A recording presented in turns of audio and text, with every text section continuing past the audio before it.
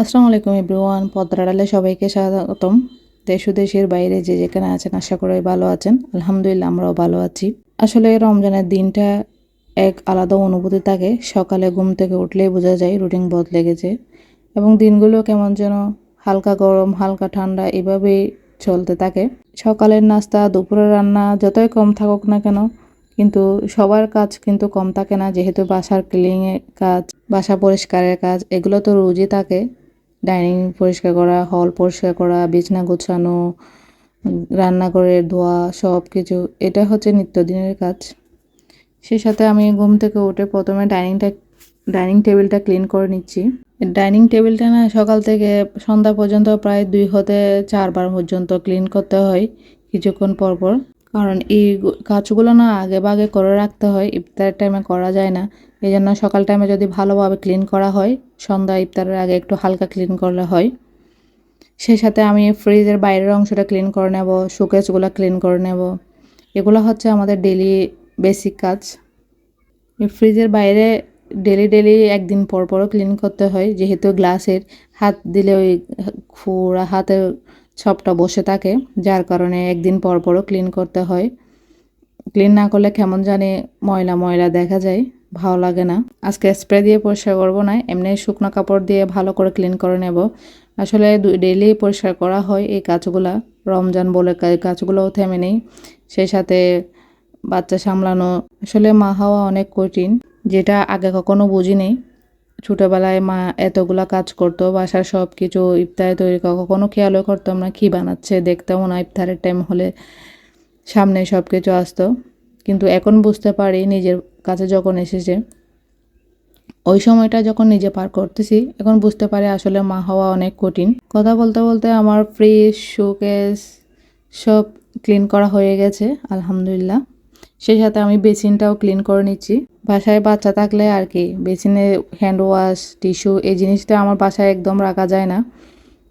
সাথে সাথে মানে 1 দিন 2 দিনের মধ্যেই শেষ করে ফেলবে বের করে বেরে। বেসিনও ওয়াশ করা হয়েছে।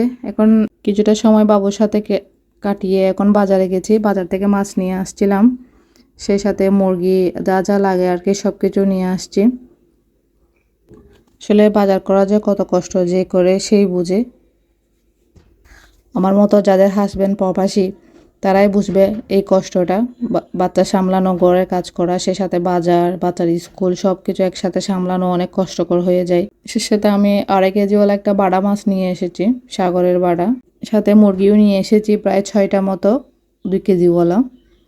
কেন কি বাচ্চারা মুরগি ছাড়া কিছুই বোঝে না, তো বিভিন্ন ইফতারের মধ্যে রাখতে হয়, যেহেতু ওরা ছোলা এগুলা খায় না, সেখানে ইফতারটা ভালোভাবে যেন খেতে পারে, হেলদি হয় সেটা খেয়াল রাখতে হয় সব সময়। মুরগিগুলো আমি বের করে নিয়েছি, এখন যেটা রান্না করব সেটা রেখে বাকিগুলো এখন একটা একটা করে ফ্রিজে রেখে দিব, যেহেতু এখন ইফতারের টাইম হয়ে আসতেছে।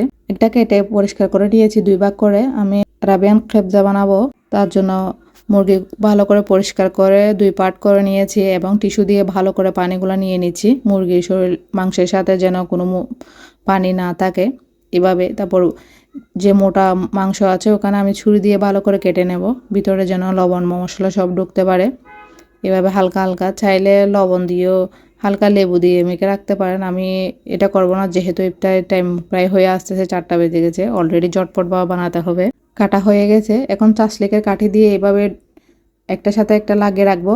অনেক সময় কি হয়, রান্না করার সময় এটা ছিঁড়ে যেতে পারে বা ভেঙেও যায়, 2 টুকরা হয়ে যায়। সেই জন্য কাঠি দিয়ে এভাবে যদি একটার সাথে একটা গেঁথে রাখা হয় তাহলে একদম শক্ত থাকে, দেখতেও সুন্দর থাকে আর ভেঙে যায় না। তার কারণে আমি কাঠি দিয়ে দুনো পাটে এভাবে গেঁথে রেখে দেবো সুন্দর করে। সেই সাথে আমি টমেটোর পিউরি বানিয়ে নিচ্ছি, যে কফি মেকার নিয়েছিলাম সেটা দিয়ে। মাশাআল্লাহ একদম পিউরিগুলো অনেক সুন্দর হয়েছে।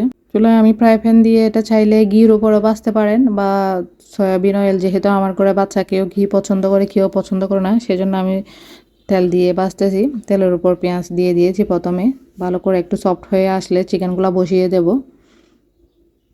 দিয়ে দিচ্ছি লবণ অল্প পরিমাণে। পেঁয়াজ হয়ে এসেছে, কিছু কিছু লালও হয়ে গেছে, এ পর্যায়ে আমি দিয়ে দিচ্ছি চিকেন সুন্দর করে বসিয়ে দেব, দিয়ে উল্টিয়ে পাল্টিয়ে নেব একবার। আসলে এই কাজগুলো না হাতে সময় নিয়ে করতে হয়, লম্বা সময় নিয়ে, যেন আস্তে আস্তে করতে পারে। আসলে ভালো করে উল্টিয়ে পাল্টিয়ে দিয়ে এখন দিয়ে দিচ্ছি লং, এলাচ, তেজপাতা, জয়ত্রী, জয়ফল যা যা আছে ওগুলা দিয়ে দিচ্ছি। সে সাথে দিয়েছি ধনিয়ার গুঁড়া, জিরার গুঁড়া, গরম মশলা, টমেটোর পিউরি, আদা রসুন যা যা দরকার আর কি সব কিছু দিয়ে দিয়েছি। এখন দিয়ে ভালো করে নেড়ে ছেড়ে দেবো উল্টিয়ে পাল্টিয়ে। এই 5 মিনিট মতো সিদ্ধ করে নেব। তারপর আমি পরিমাণ মতো পানি দিয়ে দিব, চালের যতটুকু দরকার। আসলে বাজার করে এনে আবার যদি গোছাতে হয়, আবার রান্না করতে হয়, তাহলে বুঝতে পারেন একজন গৃহিণীর কতটুকু পরিমাণ পরিশ্রম হয়।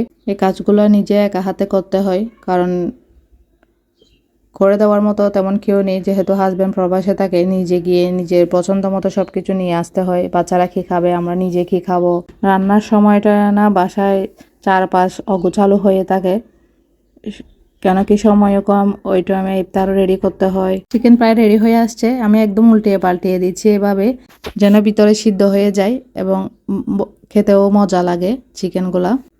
এভাবে আরও 5 মিনিট সিদ্ধ করে নেব। এর আগে আমি অনেকগুলো কাজ সেরে নিয়েছি ইফতারের জন্য।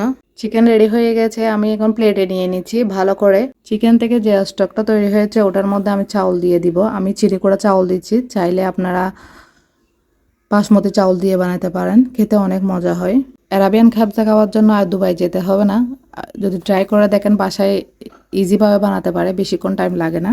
সেই সাথে আমি চাউল দিয়ে নেড়ে ছেড়ে গুঁড়ে কভার করে দিয়েছি যেন ভাত রেডি হয়ে যায়। এদিকে আলাদা করে ফ্রাই প্যান বসিয়ে দিয়েছি। এখানে বাদাম, কিশমিশ এগুলো আমি একটু ঘিয়ের মধ্যে ভেজে নেব। চাইলে আপনারা বিভিন্ন ধরনের বাদাম দিতে পারেন, ঘরে যা আছে। আমি অল্প করে দিচ্ছি যেহেতু বাচ্চারা খেতে চায় না এই বাদামগুলো একটু নেড়ে ছেড়ে নিয়ে কিশমিশগুলো দিয়ে দিব সাথে। এখন চিকেনগুলো ফ্রাই করে নিচ্ছি। দেখেন মাশাআল্লাহ আমার চিকেন রেডি হয়ে গেছে, আরাবিয়ান খাবজা। সেই সাথে আমি টক দই শরবত বানিয়ে নিচ্ছি। আসলে ফাঁকা ফাঁকা সব কাজ করে নিতে হয় যেহেতু একা। ইফতারে চুলায় বসিয়ে দিয়ে বাকি কাছে শরবত, ফ্রুট সবগুলা কেটে নিতে হয়। সেই সাথে ওয়াটারমেলনও কেটে নিচ্ছি। গতকালকে যে ডিম দিয়ে বেলা বিস্কুট দিয়ে যে পুডিংটা বানিয়েছি সেটা আজকে বের করে নিয়েছি। আসলে ভুলে গিয়েছিলাম, ফ্রিজে রয়ে গেছিলো, খাওয়ার সময় বের করতে মনেই ছিল না। মাশাআল্লাহ কত সুন্দর হয়েছে এবং খেতে অসাধারণ হয়েছে। এবার ইফতারি বানানো কমপ্লিট হয়েছে এবং পরিবেশনের পালা। সেই সাথে আরাবিয়ান খাবজা আমি রেডি করে নিয়েছি প্লেটের মধ্যে। সেই সাথে উপরে বাদাম, কিশমিশ সব কিছু দিয়ে দিচ্ছি।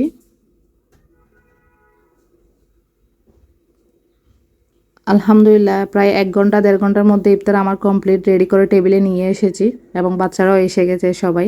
ভিডিও যদি ভালো লাগে বেশি বেশি সাবস্ক্রাইব এবং লাইক করবেন।